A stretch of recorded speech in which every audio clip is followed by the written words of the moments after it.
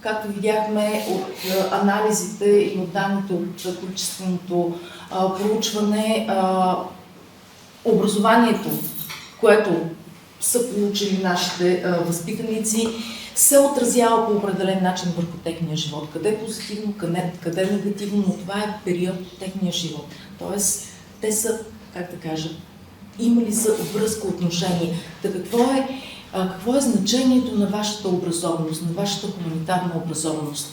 Какво е значението на този период от вашето образование? Биографичното значение на образоваността. За това как сте тези, които сте сега. Как правите това, което правите, независимо какво е то.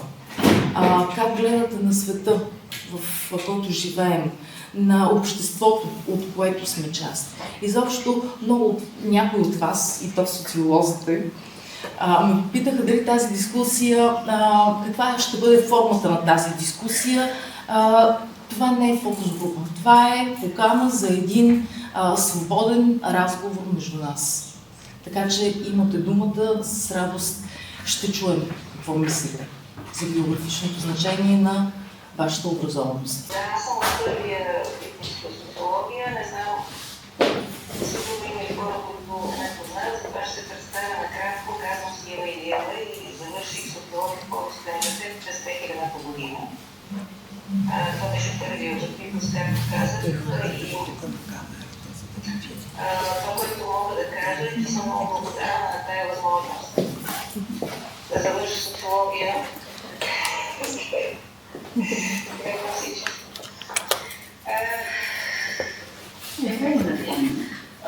Много странно, много гласно. То не промени изцяло. Както после като преподавател видях, че променя мисленето и може би и живота на студентите, с които има възможност да се срещна горе-долу 11 години след това. Какви ефекти? Първо, научих се да мисля, съжалявам, че шаблонно е така.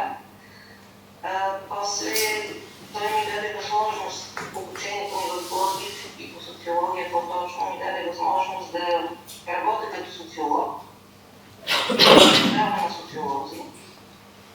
Това беше един много важен за мен опит от една страна да се опитвам така да прилагам на практика теорията, която имах възможността да получа през тези 5 години на обучение и от друга страна да теоретизирам това, което практически почнах да правя, защото едновременно от 10-11 години, от 2000 до 2011 година,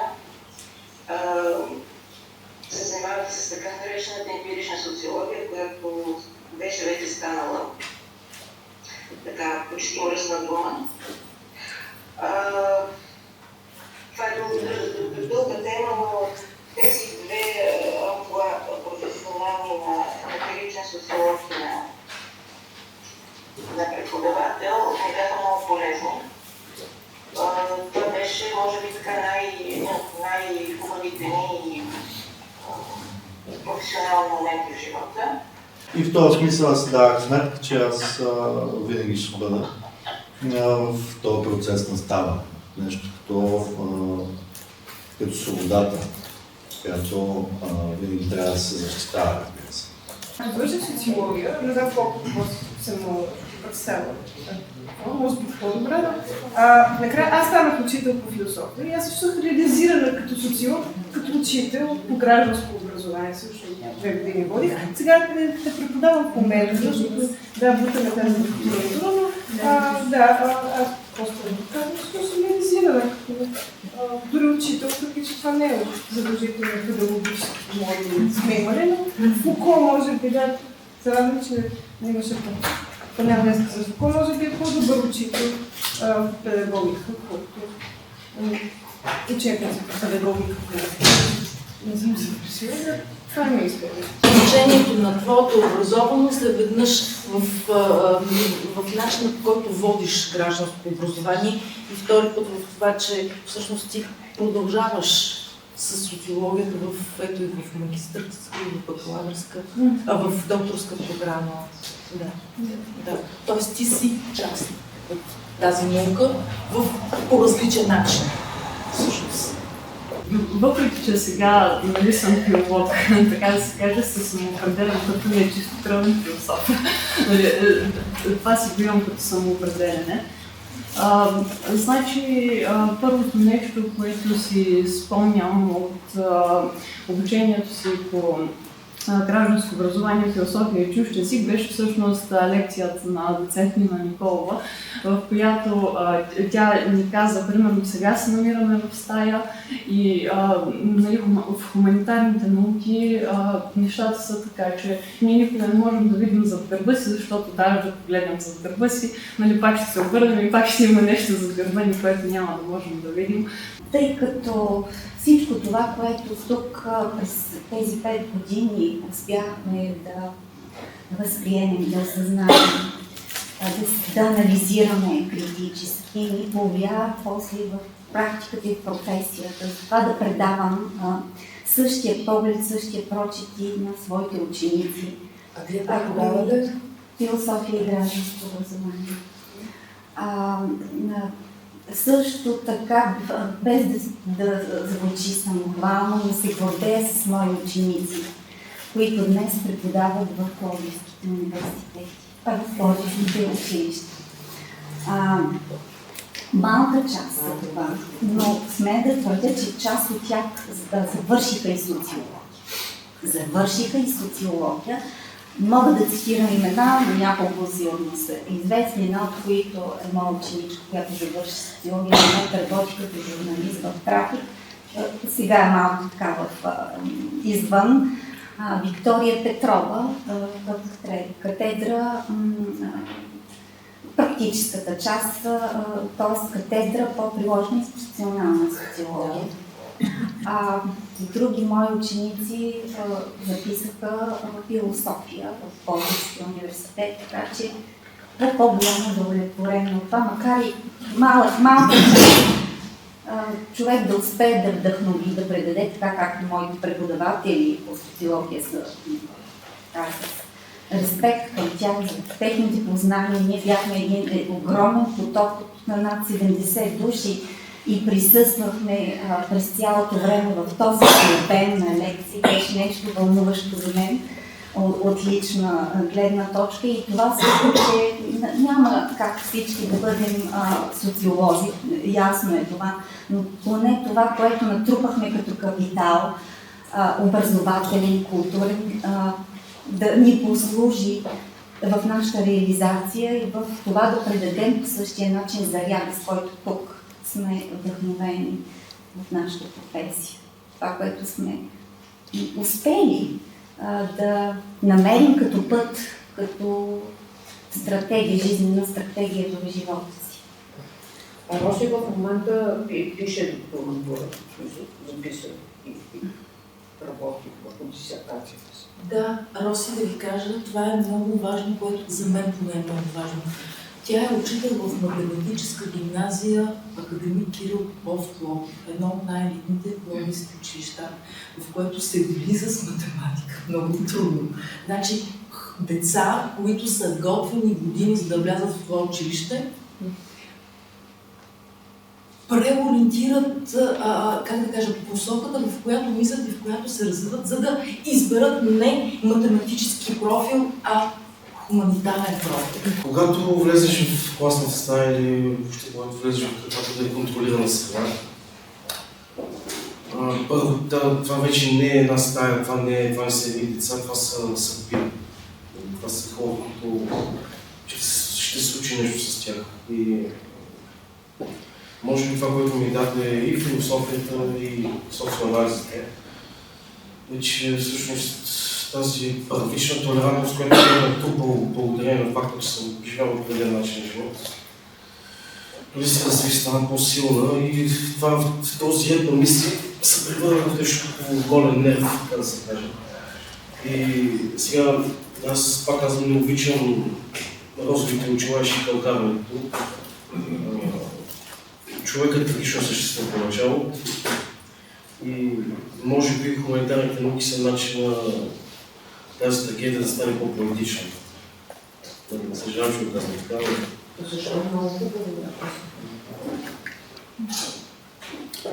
Често така се питам, какъв е смисъл от това. Всяка година, преди да започне всяка следваща учебна година, си казвам, трябва да седнеш и да се запиташ дали можеш да продължиш. Дали можеш да дадеш нещо повече следващата година. Дали не е сега момента да спреш, дали не е сега момента да сложиш пирачките. Аз и на ученици го казвам. Те всеки път спават в подкаст, не са махайте бла, както и да. Но въпросът е, че представите на такива специалности, не са специалности, това е начин на живот. Това е начин на живот. Наистина трябва да си наясно с ситуацията около себе си. Това е най-ценното нещо, което научи в филмазата. Винаги внимавай в каква ситуация се намираш. Давай си сметка за заобикалящата среда, защото тя е основата. Личността се формира в общи линии в разгара на тази битка между индивидуацията по Юнг и, разбира се, социума сам по себе си. Каквото е да значи социум. Задавайки се такива въпроси, навлизайки в такива дълбини, както ще кажем, и че колко повече ще се бездната ще се зарабатва в тебе и така нататък. В крайна сметка се научих на нещо много простичко. Отново от Ниче, благодарение на философията, разбира се, обичай съдбата си. И ако трябва да живееш отново живота си, както би могло да се случи, го живее без никакви обрезения. Трудно е, но се случва. От това ме научих специалности.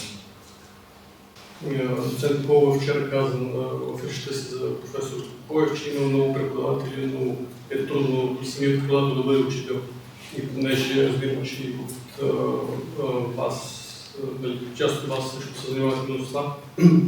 Аз си мисля, че в самия процес на наследване, може би най-важното, което научаваш е именно това, че трябва да учиш. Изобщо цялата мотивация да учиш не просто от текстовете, от средата, в която попадаш, да бъдеш по-критичен към нея и към себе си най-вече. Целият този процес на учене някакси трябва да бъде запален именно в тези отношения между нас, не непременно строго институционално. И си мисля, че това е едно от най-полезните неща, които научих в процеси на след. Разбира се, възможността да си ангажиран към различни политически, икономически, културни проблеми, да се опитваш да ги мислиш през различни перспективи, да разширяваш хоризонтите си на мисленост, да се отнасяш критично към предразсъдъци и обществени и свои собствени. Мисля, че това е в голяма степен продукт на следването ми в тази самост. Бих искала всеки един от вас, ако може, в една дума да представи значението на своята образованост. Може ли да посочите някакво ваше разочарование? Само да ви кажа, че благодарение на завършването на социално-социология на филология, успях да завърша магистърските си програми тук. Особено да знам френски. Ива, разочарование, сещаш ли се за нещо в момента? Аз съм го описал. Разочарованието по-скоро идва от това понякога да усещам, че с някакви социологически сетива понякога много искаме да бъдем критични и вместо това сме изключително политични. Не знам дали не разбирате.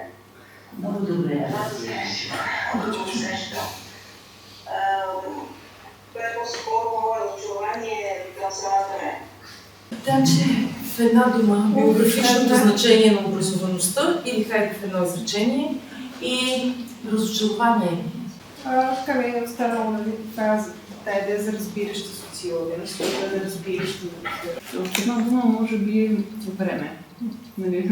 Няма да пояснявам защо различни значения може да има.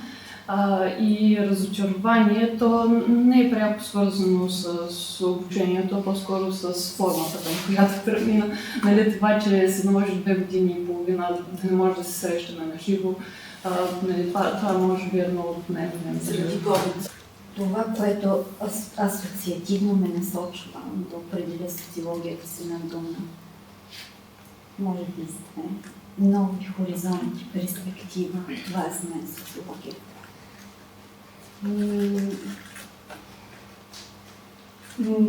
Липсата на застой, напротив, възможността за развитие човек. Това ни даде социологията. Най-общата картина. Да.